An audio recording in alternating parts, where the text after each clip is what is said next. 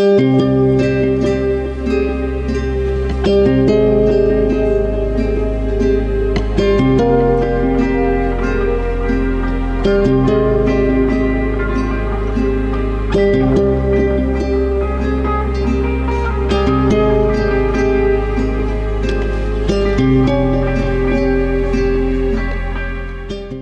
to the Vision Stage, the visionaries of a multiplayer future and our presenting sponsors. Rishabh Jain, co-founder and CEO of Fermat Commerce, and Rabah Raheel, CMO of Fermat Commerce.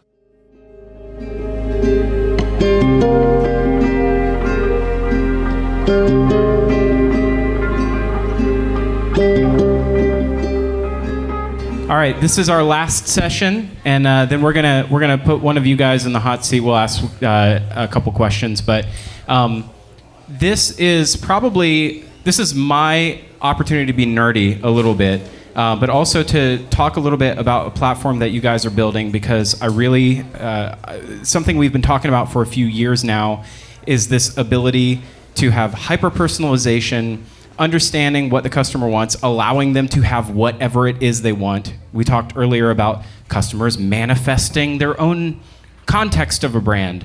So when I first met you, you told me what you're building, and I said, this is literally the thing that I have been talking about for years. So with that, explain a little bit about what you are attempting to solve at Fermat, and tell me what you've built to date. Yeah, I guess what I'm attempting to solve is make Philip's wildest dreams come true. There we go. So that's Bing. we are the multiplayer brand.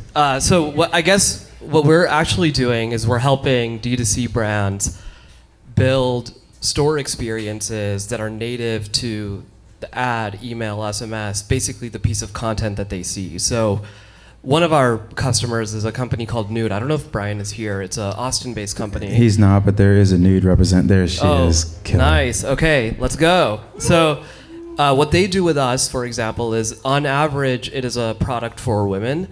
And so when you go to the website, you see women on the page.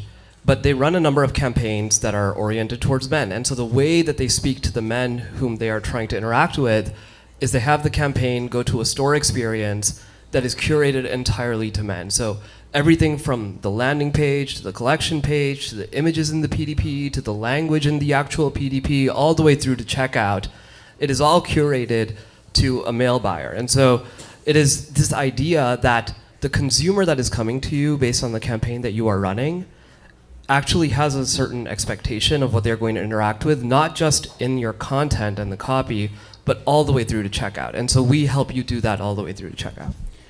Can we do a quick audience poll? How many people here run paid ads?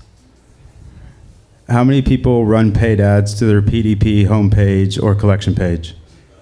Oh, there's a bunch of liars in here. I've seen way more ad accounts than that. That's a falsified poll there. Sorry, go ahead, Phil. No. I see the issue at the forefront of what you can do is, I'm a man, why am I looking at products that aren't for me? Right? I get this all the time. Lululemon continues to send me emails that are about their women's collection. I've only ever bought men's products from them. That's because of your svelte physique. There is that. The other issue is, just like this morning, this is a really great example, is that these things are actually really difficult, and the systems that govern them don't always they also don't have the greatest data in them. For instance, this morning I sent out an email to all of my Austin best friends, and I said, hey, we're doing an event tonight, would you like to come? And it went to a guy in Charleston, South Carolina, Ben Marks, who got on a plane and came here this morning. Let's go, Ben. This afternoon. And when you see the kind of sort of data hygiene creates these really weird things that create behaviors that we're not intending.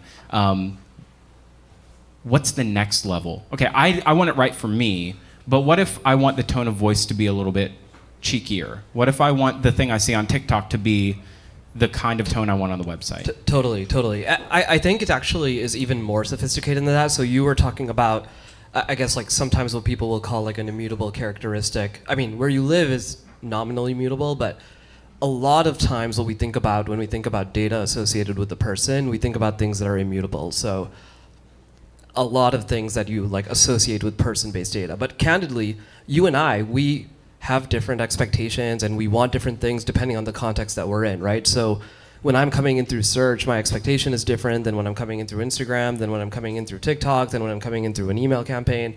And so not only is that data going to be important as to who you are, but it's going to be important to understand the context and the sort of expectations of that person in that moment in time, and meeting that person in that moment in time based on their expectations. And so you're going to have the data on all of that context and actually meet the person in that context. The real opportunity, though, is that all of this today goes to a website. What else could it possibly go to? We spend a lot of time making a website like it's a garden, like we're gardening, we're designing it. Could it be something else?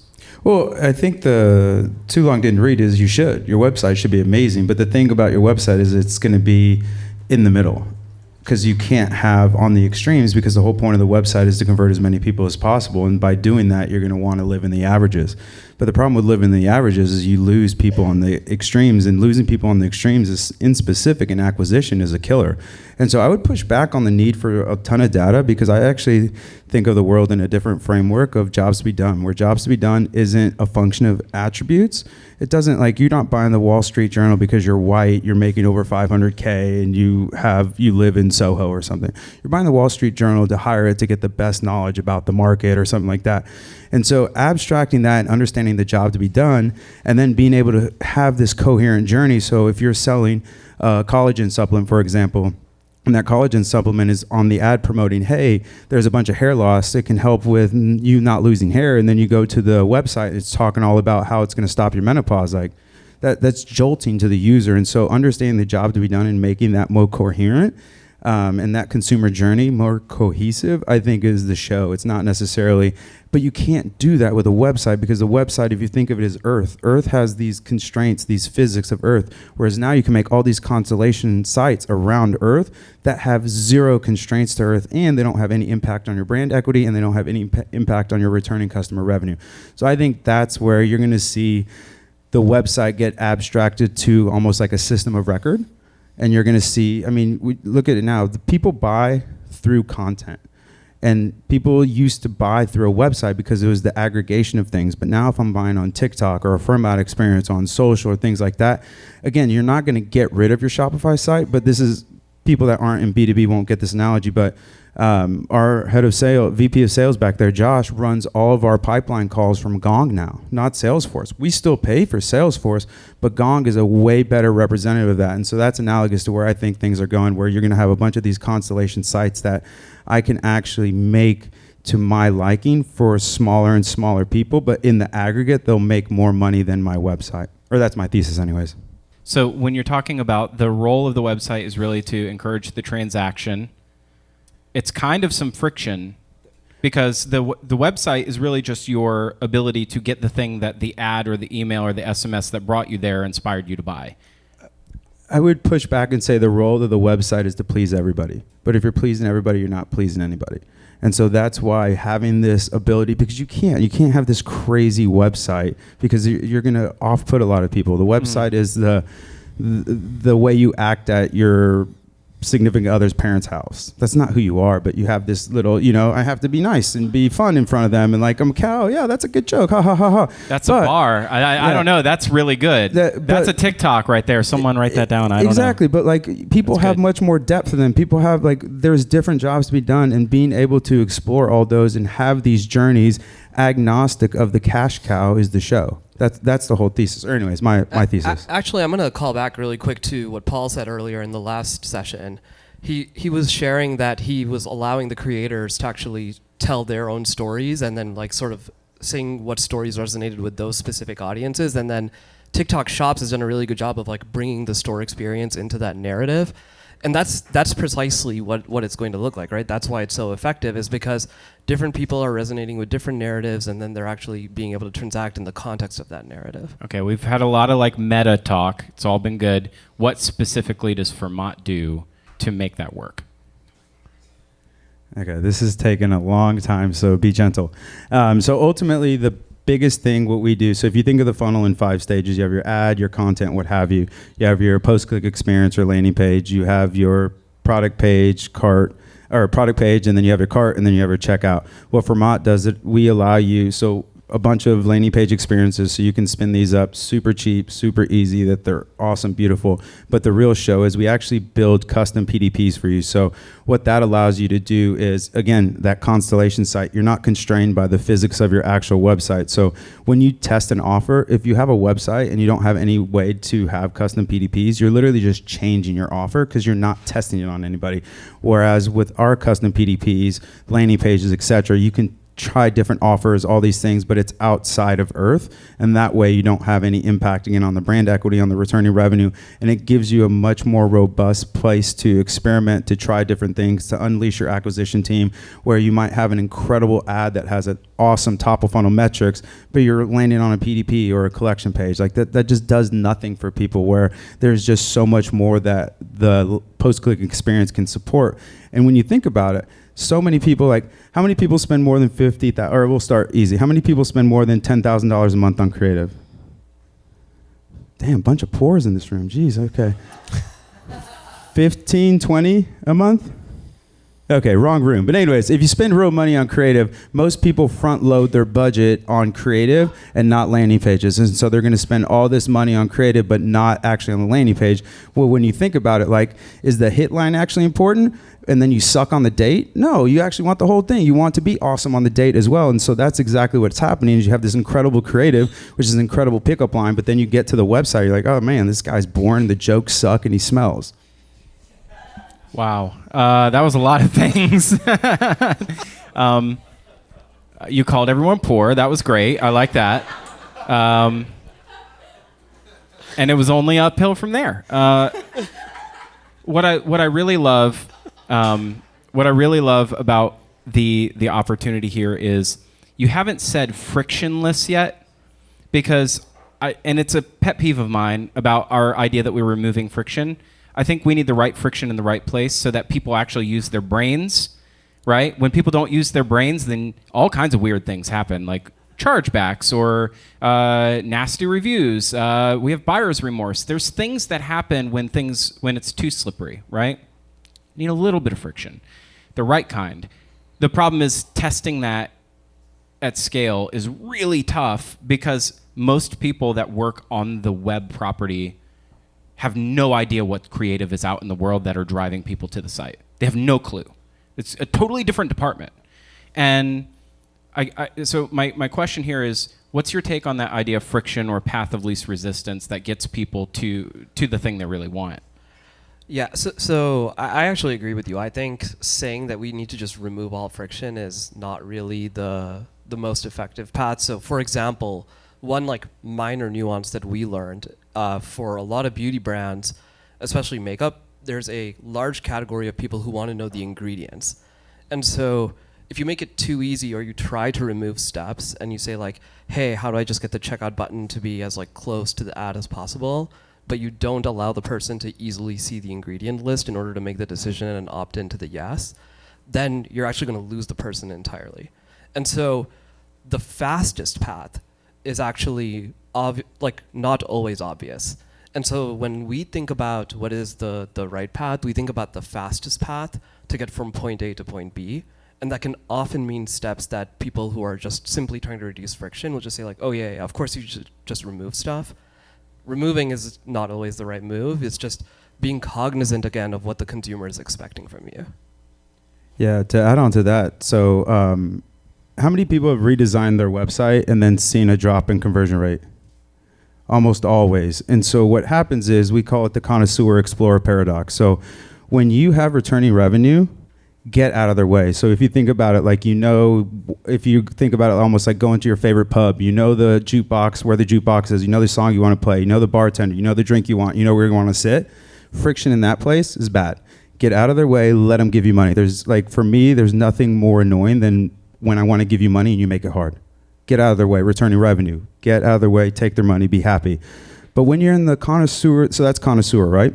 But when you're in explorer mode, you're just out putts in the streets in Prague and stuff like that. That's when you're hot and bothered, where you're just like, oh, look at this cool place, or there's a beer I want to try, or oh, absinthe or something like you're pulled into these places where you don't have any expectation set that you need to actually fulfill, and you can kind of play around more with that. And so that's where I think you can get a lot more. And in that time, friction isn't necessarily a bug as much as it's a feature, because it gives you a way to educate and tell people why they're so smart or so cool or so awesome for buying your product. And so that's how I think of it, in that connoisseur kind of explorer paradox, because I've been part of tons of redesigns, and I've never seen a redesign actually increase conversion rate, because the people that knew what they want, especially the bigger the brand, the returning conversion rate breaks, because there's always going to be something it's going to degrade. So I think there's there when you're saying friction bug, it depends on the situation. Yeah, to add on to that, how you can't get to these overcorrection, new paradigm defining experiences, the Aztec, the Pontiac Aztec, the Verge site redesign. These are massive investments in experimentation and throwing out the playbook. How do you get there? Because I don't think you get there through iteration. And you would have to, iterating your way there would be really tough. So how does the moonshot factor into this path of least resistance? And can we pull together all of this conversation here today, intuition, and like, where do we still get the role of the marketer has to have some sort of sense of taking some risks, hedging their bets, testing and learning? Yeah, I mean, I would just build off kind of the previous thoughts of like, I would not, like, how many times does Amazon redesign their site? And they do so much testing, like maybe add buttons here and there, and so I think there's a few things here. If you're driving the boat, it's your job. Like, you get to choose. Like, it's fine if you need to reset the brand to get down a different pathway where, hey, we're riding a bike now, but we're getting really awesome and we want to put railroad tracks. That's awesome. But guess what? Those railroad tracks are going to start to restrict your movement. You can get a lot of stuff there faster, which is awesome. But on a bicycle, you can go anywhere. When you're walking, you can literally go anywhere. And so I think you need to understand what the goals of your brand are and what pain you want to feel for that, because I do agree there's times and places where it's like, hey, we've gotten to the ceiling of where we're at now and we need to pivot, and to pivot there's going to be some pain before we can, like, darkest before the dawn kind of stuff. But other than that, if you're really happy with your brand, where you are, what you're doing, don't play around in the main house. Go party again with these constellation sites, and don't mess around with your returning customer revenue, with your brand equity. Go explore in these other ways that are really value generative, but really de-risks the things that you want to, because again, a redesign is almost always going to lower your conversion rate. I actually think the restaurant industry does this super well. So like restaurants, or like Taco Bell in specific, considering we talked about Taco Bell earlier today, and Doja Cat, thank you for the shout back out to Doja. So I think people forget that they're very good. They test things in Ohio, they test things in certain geographies, and they take massive risk when they test those things. Or like Taco Bell actually literally had a hotel that they put up in Palm Springs, right? And so that I think is like the analogy to exactly what Rabba was saying earlier, which is the way you do it is you take big risk and you do it in places where you get a good enough understanding of how people are going to react to it, and then if it works, then you just keep going. And it seems like it's working. What you're building, you've had a lot of momentum in such a short period of time. You really, it seems like you've struck a chord, and especially at a time where a lot of your target market at the moment in direct-to-consumer feels like they need something new to combat all of these challenges that are happening on the platforms that are bringing them their business. So if you don't trust that you have the manpower to build or all of these things that would build a business outside of Meta, you still have to be dependent on Meta. What's the new? What are you doing next in order to sort of, be more experimental or find this path of least resistance? How are you going to get to the next phase of the business for Fermat? I think for us, for anybody here who knows Rabba previously, we think about it as marketers ourselves, right? And for us, I think the really big thing that we're trying to do is, first of all, I think it's important for us to educate and to push this idea of like, hey, what are the things you can do when you don't have to rely on a single website? I think that that's super important. But even more important than that is I think that our success actually does depend on the success of e-commerce. It does. And so the single most important thing that we are doing is we're going to try our very best to contribute as much as possible to the e-com community over the next year in tons of different ways. And I think that that's what you should expect out of us. And that is, like, as marketers ourselves, that's what we're thinking about, is like, how do we push a lot of value out into the community? And then whatever comes back, right? But that's sort of our principal driving force over the next year. Yeah, no notes. I mean, I think at the end of the day, we really want to build a company that generates value for you, that you don't have to give us any money. Like, you can come, you can read our content, you can interact with our podcast, you can come to stuff like this, get a free hat. People, please take the damn hats. I don't want to take them home. And just, I don't know. I think there's a weird, like, karma in a way, like just paying it forward. When I was a little young gun, there was so many people that helped me out. And so now that I'm kind of, I'm not on kind of thing, but I'm old now, so I have a lot more experience. And so being able to just, give back in ways that I can, I know it sounds super cheesy and cliche, but I don't know, do good, feel good kind of shit. So you had an announcement this morning. I was trying to tee you up to go to it was a very great segue that I teed up for you. And we raised $17 million. So yeah. I'm over here hippy dippy. It was great. I was really just blown away this morning, knowing that we had this event coming up, and then opening my email, I see Axios had a piece on you, Series A, 17 million. Tell us a little bit about it's early stage, but you've raised a good amount of capital to date, I think 30 million to date, to build this next generation technology that's going to build this thing that I've been thinking about for years, which is what if websites but whatever the customer wanted it to be in the first place. And that to me seems like that's a moonshot to build something that's technology, because it doesn't have to just exist alongside the existing behemoths like the Shopifys of the world, but it has to, in some ways, shim in between it. But you have to be friends with them too. So let's talk about the how you build into that ecosystem and how you support it at the same time while creating this new tech that people have to adopt because they have to future-proof. Yeah, totally. I think the way we thought about it was we're quite fortunate that Shopify is not a front-end company fundamentally. It's like a back-end company, and so that's why they're so invested into headless and the payment system and all these other things. And so when we thought about how do we create an ecosystem, we thought about who's on the front end. So that's Meta, that's sending email, that's sending SMS, that's organic content, all of those different front ends where we need to plug into, and then all of the various backends. So that's Shopify, that's BigCommerce, that's Salesforce Commerce. And our role is we want to make it more effective on every other platform that you use. So make it more effective for Meta, make it more effective for Shopify, and let us all win together. So the way we think about, when you have this middle role and you're neither the front or the back, it's super important that you send value out to every part of the ecosystem. And that is fundamentally how you have to think about company building, is you cannot think about it in the context of when you're Meta, for example, it's I am now competing for time. I'm competing for eyeball time relative to TikTok, right? That's sort of what you're competing with. And then when you're on the back end, it's okay, I'm competing for the payment processor. When you're in the middle, you have to be able to send value to everybody in the ecosystem. And that's how, as a company, you end up growing. And that's also sort of it's a more fun way to build business also, just to be totally candid. There's a lot of work ahead of you too.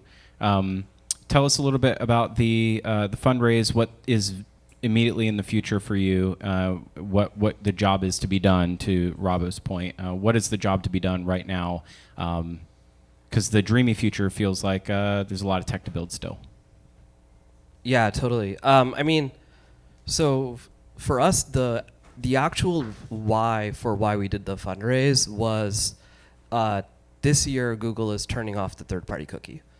So it wasn't actually out of we're quite fortunate. It wasn't out of necessity to raise, but it was rather out of seeing this opportunity that the third-party cookie is going away. And so then the question presented to us is, hey, if you want to build tools that make it possible for brands to be effective when you can no longer track people, you really better be able to serve all of the customers who are going to need help once the cookie goes away and they truly cannot track people anymore. And so that was what we went out to raise on behalf of, is being able to support what we think is going to be a pretty big need. I think, unfortunately, in 2021, when Apple made the switch saying that you have to opt in order to track, there wasn't actually anywhere else people could go. And so the impact was actually quite bad, right? I mean, CPAs went really high. People had a lot of difficulty actually trying to get their marketing to be efficient again. For a while, people were experimenting with TikTok. Now we have success stories with TikTok shops, but at the time, TikTok ads was the thing that people were experimenting with, and it was really difficult. And so this time, we want to be prepared, and we want to make sure that there are tools for people to use to be effective. That's amazing. I appreciate that you helped to make this event possible, but I appreciate that you have had, you've been so open and accessible for the last year and a half, 2 years while you've been building, even when you were sort of like just coming out of stealth. Just having met you and having met your team and the team you're building, you seem like people who you really get it, and you're really trying to deliver something that's next generation. And I'm rooting for you with every fiber of my being. Thank you so much. Thank you for having us, Philip. Such a joy. Thank you, guys. Thank you, Philip. Thank you, brother.